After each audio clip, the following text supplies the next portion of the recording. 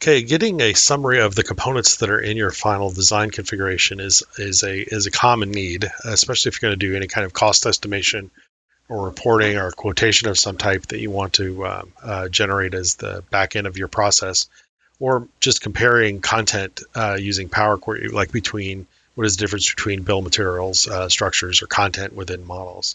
So to do this, we're actually going to start off by creating a table in this script within Nitro-CELL. And the next thing we're going to do is we're going to report item counts, and we're going to use the table option for this. What this is going to do is it's going to take either the active model or you can reference a table, which we'll cover in another video. You can filter things to specific content that you're interested in, like how many of a certain type of part are in here or name of part. And we're going to write this to BOM data, which is the name of the table that is being generated in the line above. So when we press the Do It button here, you'll notice it's created this tab.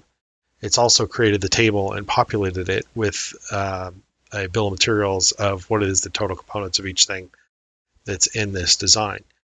You can come back in and filter this. So if you say, you know something, I'm only interested in the items that have that start with S.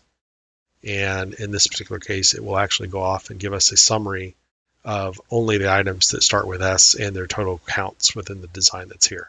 So it's a very easy function to use, very useful. And then you can take that table and tie it into other Power Query functions to, let's say, merge with cost data or whatever to kind of get cost estimates of what this design is going to be, or anything else you can really think of. It's quite handy.